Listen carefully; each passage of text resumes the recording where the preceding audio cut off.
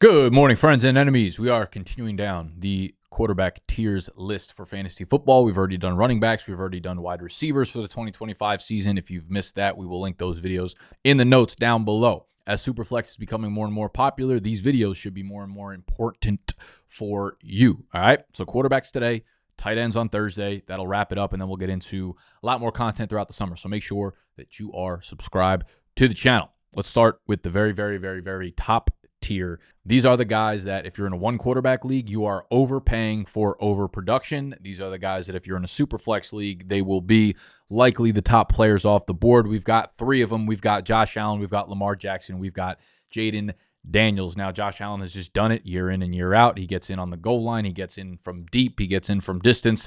He just gets it in. Pause. Lamar Jackson coming off of an MVP-ish like season. Him and Josh Allen, listen, MVPs, fantasy MVPs, they do it all. No reason to think Lamar Jackson is going to take a step back now, having another year in this offense. I mean, he is peaking. He is probably the best athlete on the planet right now. So if you had him on your team last year, you knew he was an auto 27 points with the chance of going up to 38 or 40 points. Basically got you a spot in your playoffs if you had Lamar Jackson. I expect a lot of the same coming into 2025. And then Jaden Daniels, of course, insane rookie season. There's no limit to this man's upside. He is as good of a runner as any quarterback in the NFL. He's coming into year two, improved offensive line, improved weapons group. He is just one of the game's true elite dual threat quarterbacks. Moving into tier number two, we've got two guys, right? These are the best quarterbacks that I don't think really have a chance to finish as the quarterback one overall in fantasy. I mean, you got Joe Burrow, you got Jalen Hurts, and Jalen Hurts is a monster in fantasy, obviously. 14 rushing touchdowns. You're talking about 4 straight years of double-digit touchdown scores. I think overall, the same sentiment that I've had with the receivers on the Eagles is just the passing offense just doesn't need to be what it was. The passing statistics are not going to be there with Jalen Hurts because they just run their offense through Saquon now, and they're also going to have an elite defense. So it's just going to mean less shots down the field. They just don't need to do it, all right? So I think Jalen Hurts' passing statistics just take a little bit of a dip, and obviously with Saquon there, he takes a lot of statistics himself. He soaks them up. Joe Burrow, he's as good as any pocket quarterback in the NFL. The problem is we've just had an influx of incredible dual threat quarterbacks over the last half decade, and now you add a handful more just from last year's class. You think about Jaden Daniels, you think about Drake May, you think about Bo Nix, you think about Caleb Williams. You got a bunch of guys that can scramble and have more rushing upside than Joe Burrow.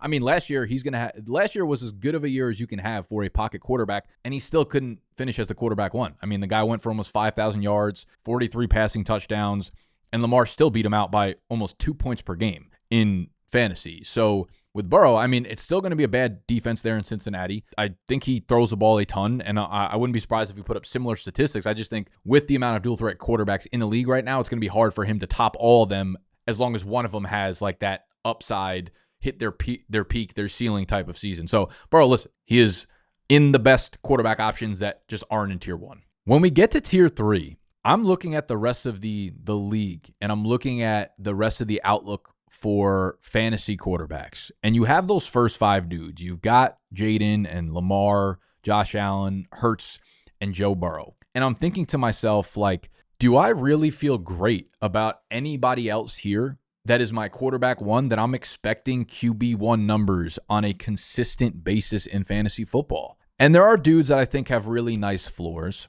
but don't really have that high of a weekly ceiling. And there are dudes that I think have great weekly ceilings that I don't feel confident about projecting for weekly quarterback one numbers.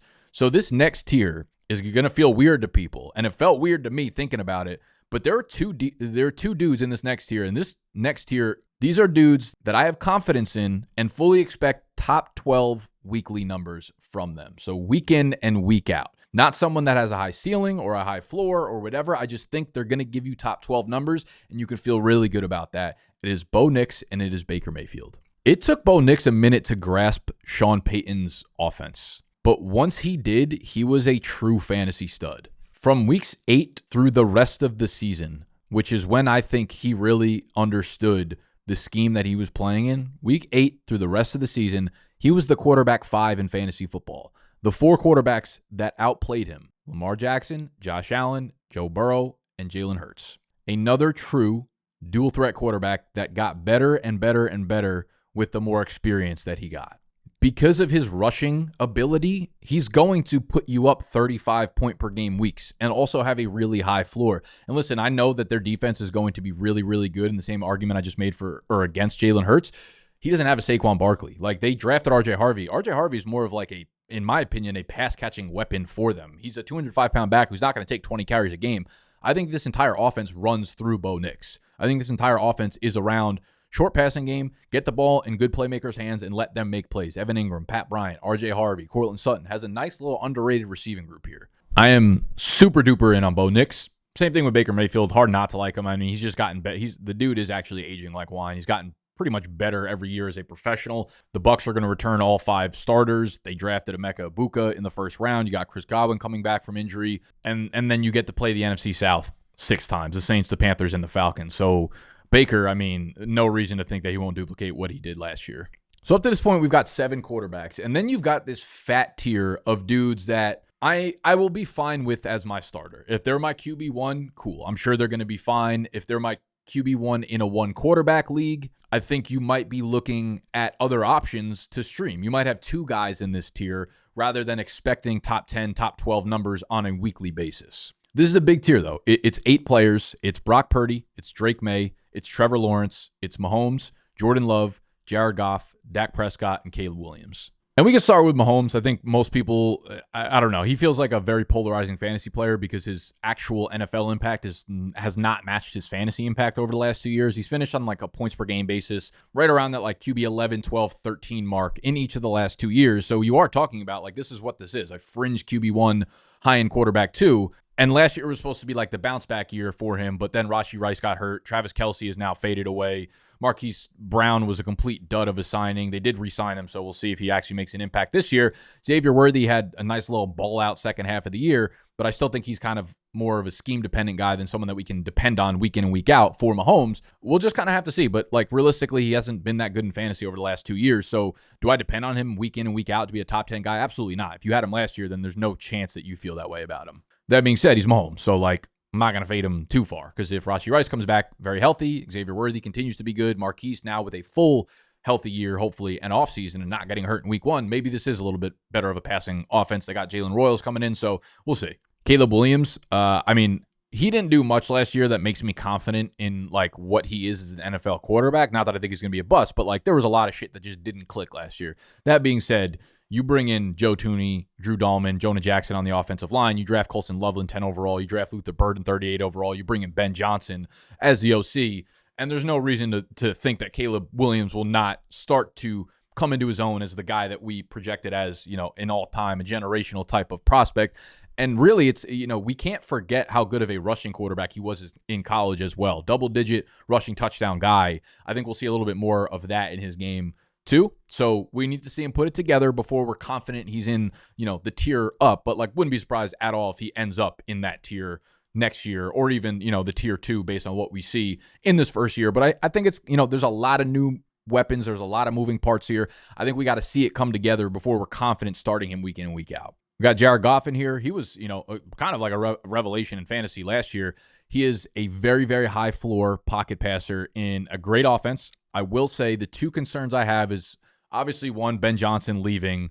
That feels like there was, you know, probably 5, 6, 7 passing touchdowns that probably don't happen if you don't have this incredibly creative offensive coordinator like Ben Johnson that just finds a way to scheme guys wide open down the field. So I think we could see a dip there. The other thing was, I don't know if you guys remember, like a very, very strong push to Jared Goff last offseason or last summer was the fact that it was like 15 of the first 16 games that Detroit played was indoors. So the strength of schedule and what went towards the positive Jared Goff were like really, really, really, really relevant last year. The schedule just released for the NFL this year. Detroit has an absolute bloodbath of a schedule. I think they are in contention for the single hardest schedule of any team this year. So more outdoor games, tougher road games. The division is just a hellhole there in the NFC North. So I think we'll see a little bit of regression from Jared Goff. Still a high floor guy, though, because of the offense and it being so good. Drake May is another one who I think I wouldn't be surprised whatsoever if this time next year he's in tier number 2 or maybe even fucking higher. I mean, you look at the addition of Josh McDaniels at OC. Stephon Diggs, Kyle Williams, Matt Collins, the offensive line, major upgrades here. You bring in Will Campbell, obviously, with the 4th overall pick. Garrett Bradbury, Morgan Moses. Drake May was not the starter at the beginning of the year. Now you have a full summer, a full offseason of him becoming the guy and really pushing into his own here. Another true dual threat quarterback. He had a 10% scramble rate last year. That was behind only Jaden Daniels and Jalen Hurts. This is a dude who's going to bring an extremely high rushing floor with a lot of pop in his arm. Definitely needs to improve his decision-making a little bit at the NFL level, pull back on some of the throws. But, I think the sky's the limit for a dude like Drake May, and the more that they surround him with weapons, the better he's going to be. So love Drake May here. Dak is in this tier. I think he's right along with any of the pocket passers in this tier. Now that you add George Pickens in, hard not to really like the passing offense here between CD and George Pickens. I think that just elevates the floor and the ceiling so much more than it would have been prior to George Pickens. That being said, though, Dak's not really a scrambler anymore, unfortunately. He was a dude who came into the league and was scoring, 5, 6 rushing touchdowns every year, and he doesn't really do that anymore. So I do think it scrapes a little bit off of what we get from a fantasy quarterback perspective from Dak. But if he could stay healthy, would anybody be surprised if he goes for 4,400 passing yards and 35 passing touchdowns with Pickens and CeeDee Lamb? No. So he's in this tier, but he's getting older, and I think the injuries are starting to show a little bit. Trevor Lawrence is another one in this tier that's upside on paper. You got Liam Cohen coming in as the OC. You draft Travis Hunter. So between Brian Thomas Jr. and Travis Hunter, you have a deadly wide receiver duo. Listen, Trevor Lawrence is pretty much perennially disappointed annually. So it's we obviously have to see it before we really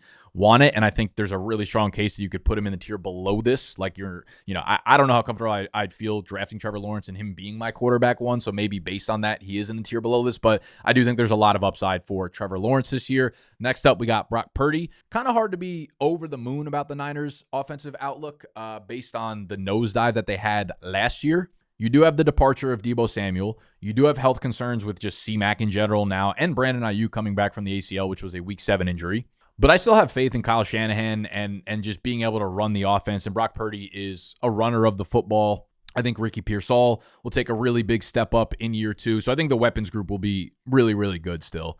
And I do believe the 49ers have a relatively light schedule this year compared to a lot of the other heavy hitters. So Brock Purdy would be fine with him as my quarterback one. Same thing with Jordan Love. I will say with Jordan Love, the addition of Matthew Golden is big for me. I think Jordan Love has become a pretty inconsistent passer of the football, and we overlook that. It's kind of like Justin Herbert, where we overlook the lack of consistency because the big plays are so fun and because of his overall throwing ability, the pop in his arm, the shots he likes to take downfield, the alpha build of the quarterback. We overlook a lot of those things for consistency. And similar to Jalen Hurts, we saw Josh Jacobs come over to Green Bay, and they became a very, very, very, very run-heavy offense.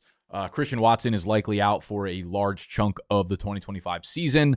I don't know that that's necessarily a problem, to be honest with you, because their chemistry really never clicked at any point last year or really the year before that. So, Matthew Golden coming in, I do think gives him a really, really secure pass catcher there. You got Golden, you got Jaden Reed, you got Tucker Kraft, you got Jacob. So I think it'll be a high floor offense. But again, being in this division, you have a very, very, very tough schedule, having to see the Vikings defense twice a year, the Lions defense twice a year, the Bears improved defense twice a year. And, it's just not an easy schedule that he's going to have. So I'm going to need to see more consistency for him to be a surefire quarterback one, but I think you'll be fine if he is your quarterback one. Moving into tier 5. These are guys that, in my eyes, are QB2 in superflex. I think they're sus as your one quarterback starter. There are 10 dudes in this tier, and this is where I know I'm going to get an insane amount of pushback. We'll just start with Justin Fields. Justin Fields is the Jets starter, and everyone's just going to, run to his defense, ironically, to the defense of him running the ball. And I get it. Where I would push back is we saw what I think the New York Jets' offense is going to be similar to is Pittsburgh's offense last year. And we saw Justin Fields, sure, have a couple big games at the beginning for Pittsburgh when he was a starter, but he also had a handful of dud games that I think is going to happen when you're in a non-inspiring and uninspiring offense that does not throw the ball a ton. And it's very easy to go back to Chicago and say, look what he did in Chicago. Look at the rushing numbers. I think the Jets are far more similar to Pittsburgh last year than they are Chicago. In 2022, Chicago was the worst defense in the NFL. They were allowing over 27 points per game. that translates into Justin Fields needing to run the shitload out of the ball and their offense needing to play catch up the whole time. The Jets are an extremely slow run-first offense, similar to Pittsburgh last year, that I know their defense kind of collapsed, but I do think it was kind of a little bit of like the energy of the team. There was no momentum. They weren't playing for anything at that point last year. That contributed to what happened to the defense. So I do think despite how they played last year, the defense is a lot better than that.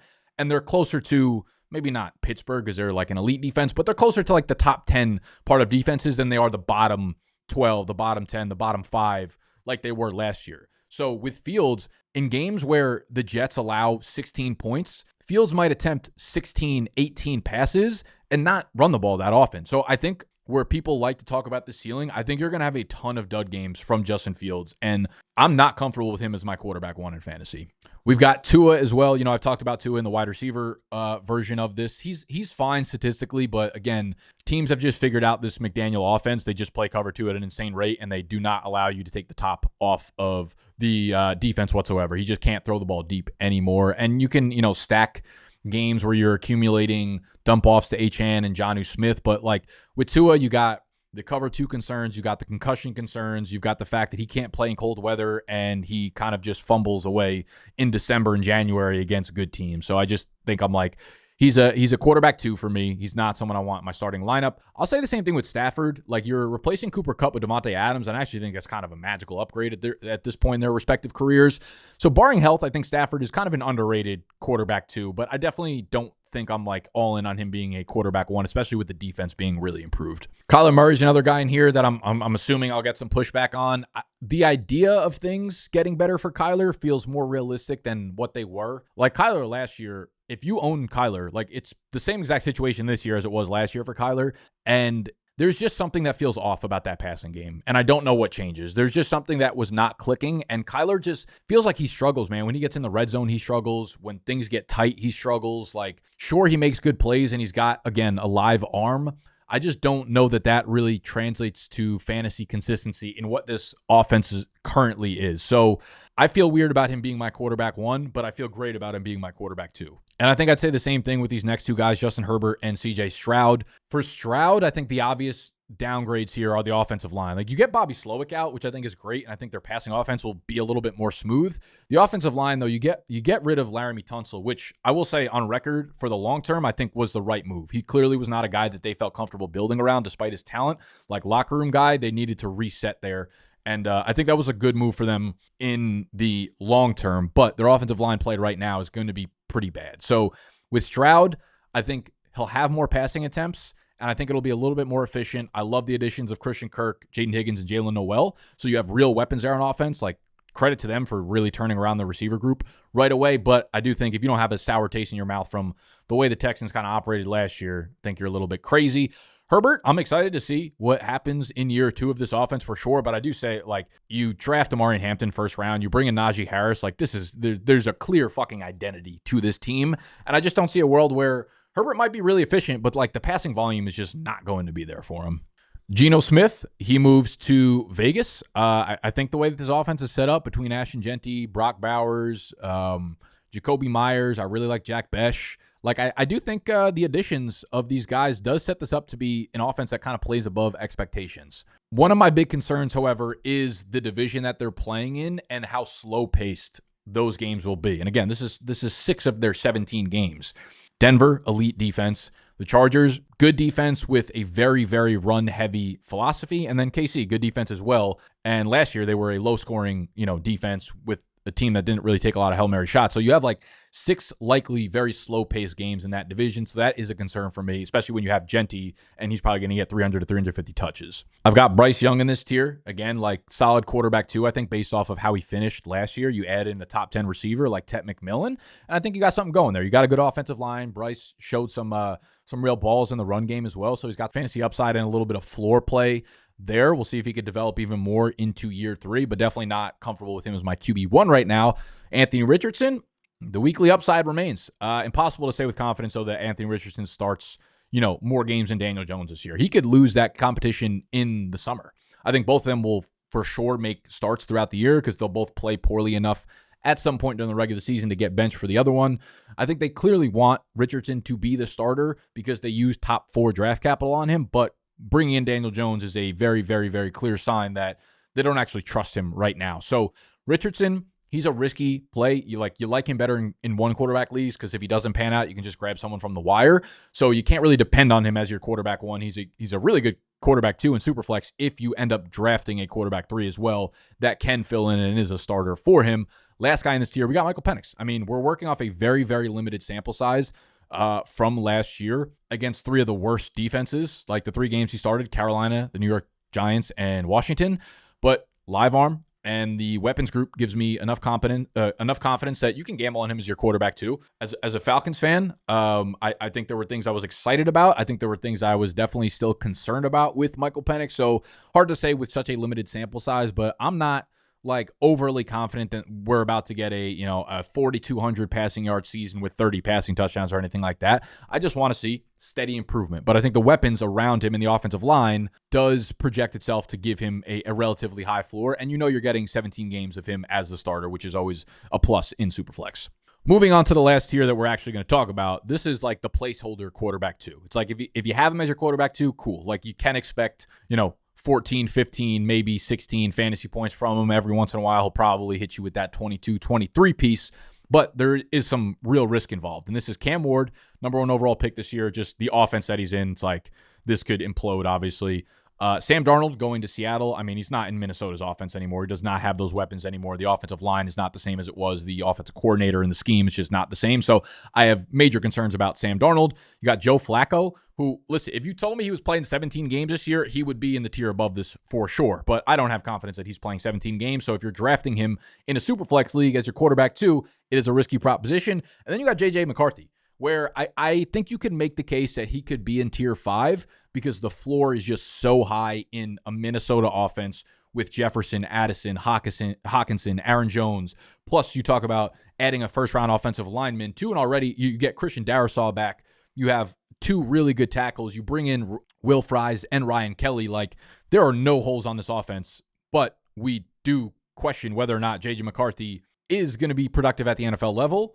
Is J.J. McCarthy asked to throw the ball more than 23, 24 times a game, 25 times a game? What does that lead to fantasy-wise? I mean, you do have incredible weapons, so, like, Jefferson and Addison should carry him a decent part of the way. But, again, like, drafting him to be your for sure starter as a quarterback 2 in Superflex is a risky proposition.